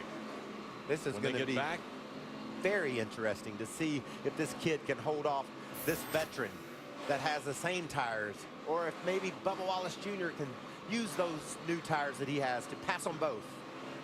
17 laps remaining. The tire situation, Jeb Burton, Johnny Sauter, they're first and second. They last stopped on lap 146 for tires. Darrell Wallace Jr. running third. He stopped on lap 198. Timothy Peters also on 146. Matt Crafton, lap 198. That's your top five in their tire situation. 17 laps to go. Coming out of turn number 4. Green flag back in the air. We're back underway. Look at Sauter squeezing him down. Look how hard Johnny Sauter runs into turn 1. He's going to have it. Johnny's going to have the lead. Johnny Sauter takes the lead down the backstretch. Jeb Burton is running second. Third is the 54 of Darrell Wallace Jr., Timothy Peters, and the 88 of Matt Crafton fighting for fourth. Here comes Kevin Harvick. He looks to the inside, trying to take fifth away from Peters. We talked about how hard Johnny was able to get in the corner. He did it again, and it worked for him. Little contact between the 88 and 24, as well as the 54 involved, as those trucks are all racing for the third spot right now. Out in front, Johnny Sauter in the 98 trying to run away from that 4 of Jeb Burton. Bubba Wallace is trying to get Matt Crafton to give him a break. Matt's going to get there on the inside. Look at Timothy Peters up high. You're not going to get any break now, Phil. It's too late. See, Bubba Wallace pulls over in front of Harvick. Trying to block that 24 of Kevin Harvick is the 54 of Darrell Wallace Jr.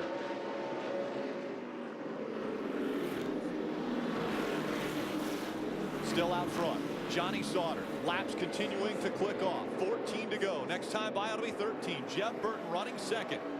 His best finish, 5th. Daytona. Looking to improve upon that. And still, door to door. Back in the pack, racing for position here at Martinsville. Look at this mess, guys. They've been 2 and 3 wide, bouncing off of one another, racing them back in the 10th, 12th position. Chase Elliott in the 94. He's running 10th right now. Look at that run to the inside that Erik Jones gets. Dives on the inside of James Buescher. Going to try to bring his young friend Chase Elliott along with him. Remember, we talked about momentum for Johnny Sauter. I said maybe it wasn't the Daytona momentum, but it was the fact that he knows he can win here. He's trying to do something that's happened only one time before in the history of our series. win the first 2 races of the year. Mark Martin did it back in 2006 as we watch Kevin Harvick get by Bubba Wallace. Kevin Harvick now spin over in turn 4. Become a player. The 18 is around. He gets straightened back out again. Green. Joey Coulter straightens it out, and we're back and staying under green. Kevin Harvick is driving up to the back of contact here between Ty Dillon and the 18 of Joey Coulter. Timothy Peters jumps to the inside of Bubba Wallace as they enter turn number 1 in the battle for position. Bubba shuts the door. 10 laps to go. Out in front, Johnny Sauter, Jeff Burton running second, Crafton, Harvick, and Darrell Wallace Jr. their top 5. Looks like Johnny Sauter is pulling away a little bit from the 4 of Jeff Burton. 9 to go. Closest competitor, 1.4 seconds back from Johnny Sauter. That's Jeff Burton. Harvick on the move, though. No, Harvick is getting passed. Harvick just got passed by the 54 of Darrell Wallace Jr. once again. And now he's backing up. Yeah, he's having problems right now. I think something's wrong with that truck this time, Phil. How about the teenagers, Erik Jones and Chase Elliott, both getting by Harvick? Now, Erik Jones up into the 7th spot. Chase Elliott runs 8th. Sauter out front with a big lead over Jeff Burton. That's Dakota Armstrong right behind them. He got a lucky dog earlier and is racing inside the top 10. Johnny Sauter has everything going his way right now. 7 laps to go at Martinsville.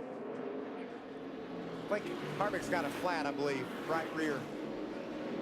It almost looked like it did there when he was on older tires and started backing up. Trying to keep it pointed the right direction is Kevin Harvick. You can tell he's struggling. That's Ryan. Ryan Sieg, the 39, just got by Bubba Wallace in a battle for a position. Now Bubba's fighting back. But Ryan Sieg up to the 5th position. What an impressive run by Sieg. All these guys are passing champions and veterans and making it work. Closing in on the final 5 laps of racing from Martinsville. Now Matt Crafton making the move on the 4 of Jeff Burton. 4 Sport Racing, 1 and 2, Johnny Sauter, Matt Crafton. You remember how much Matt Crafton was struggling at the start of this race, going backwards? Well, they better tuned up now. Johnny Sauter now has his teammate running second, but he's almost 2 seconds back. This time by 4 laps of racing to go for Sauter. Right now, Johnny Sauter said, please, no caution flags. Let's just go green the rest of the way. Johnny Sauter won here back in 2011. Can he do it again? The 34-year-old looking to start off as well as anyone has ever started off a 2013 season with 2 wins. Kevin Harvick is taking his truck to pit road. Tough break for Kevin Harvick, and what a great drive. The jury will be out on Jeff Burton. An impressive truck, an impressive start. One move might put a question mark on how well you think he raced this race, but this time by 2 laps to go for Johnny Sauter.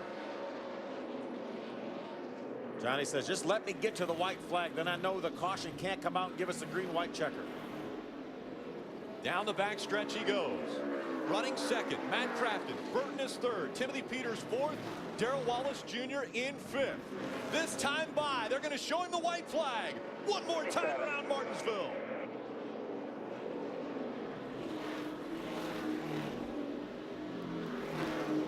Johnny Sauter, after starting in the 4th position, has been able to dominate once again in Martinsville. Look at you, son. 2 in a row. Sauter, 2 in a row to start 2013. Nice. Awesome effort, man. Great truck, great truck. Thank you, guys. Thank you. What about Thor Sports? 1-2. Matt Crafton coming up to congratulate his teammate. We heard Crafton talking in the pre-race about how he felt like... Happy birthday to me! How about that? It's your birthday? It's all, baby. Johnny, thank you very much for a great birthday party. First time Johnny Sauter has ever gone back-to-back with wins in the Truck Series. Joe Shear there. That's Joe Shear talking to Johnny Sauter about his birthday. How cool is that? Johnny didn't even know. He just went out and won the race for him. Happy birthday to me. Well, guys, we talk about the young guys and the young influence in this series, and they certainly didn't disappoint. Jeff Burton with the 3rd place finish. Bubba Wallace 5th. Chase Elliott 6th. And Erik Jones 9th. I think we should hear from the birthday boy, Herman. Well, happy birthday, crew chief Joe Shear. Your team starts off back-to-back in victory lane. It's unbelievable. I don't know what to say. You know, we've lost some people and we had to regroup. Our pit stops are a little bad today, but we had a great truck. I love coming to Martinsville. I love getting this clock, and well, I can't have. This is the best birthday party ever, man. Let's go to victory lane and continue the party. Thank you. All right, that's crew chief Joe Shear. Rick. Thanks, Hermie. An emotional Joe Shear. Winning is great, isn't it? Especially on your birthday. How fun is that for that team?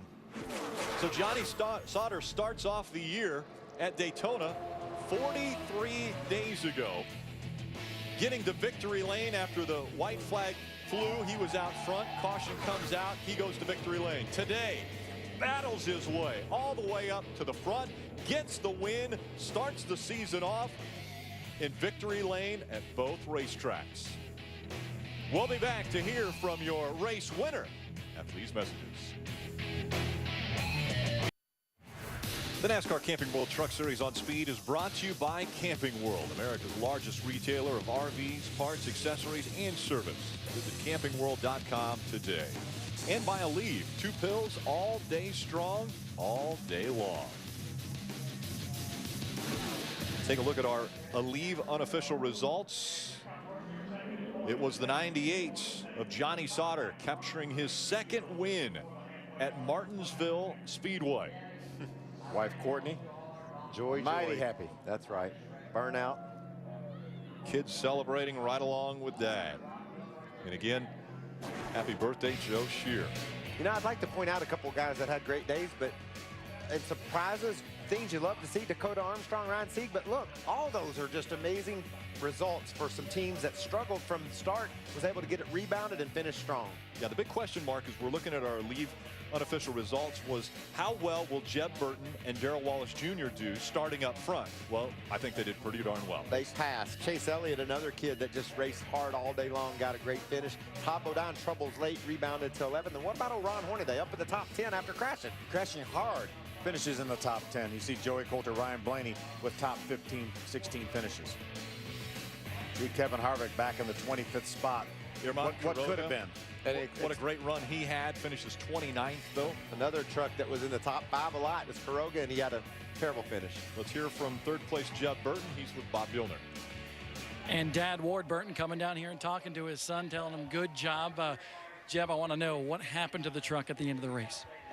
We just lost forward bite coming off the corner. We could kill him going in the middle, but coming off, we just couldn't stay with him at the end. But it was a good truck all day from the beginning. It was awesome, and you know, we got the pole, got a new track record, won practice, finished 3rd in the race, so you know, nothing to hang our head about. 3rd and 5th to start the season for Jeb Burton. Wild pitch.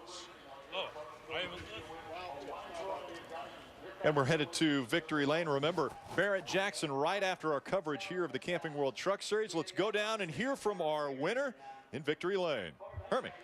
Johnny Sauter climbing out. Back-to-back victory lane for the 98 team.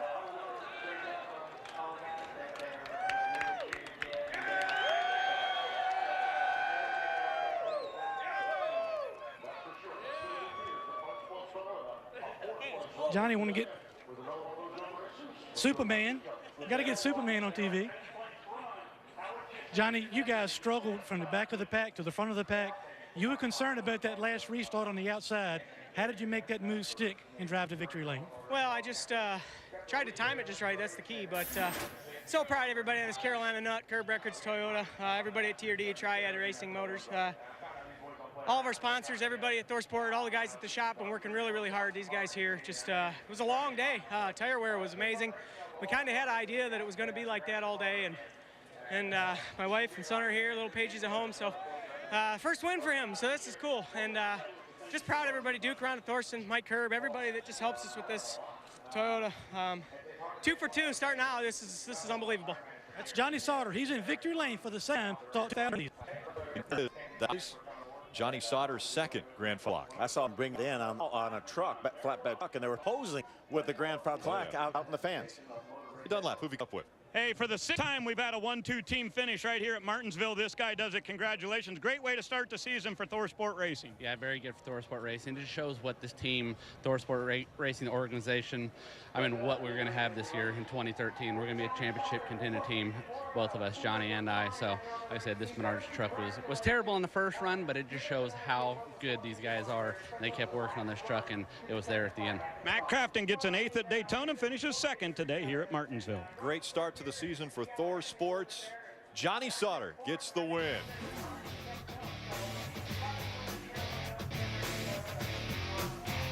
Rockingham coming up next Sunday. You won't want to miss it. Can Johnny Sauter continue the momentum? He wins at Daytona. He wins at Martinsville. Rockingham the next hurdle. It'll be some more fun there now. They'll be slipping and sliding at Rockingham. Oh, yeah, it'll be fun. Coming up next, it's Barrett Jackson from Palm Beach. We head there now.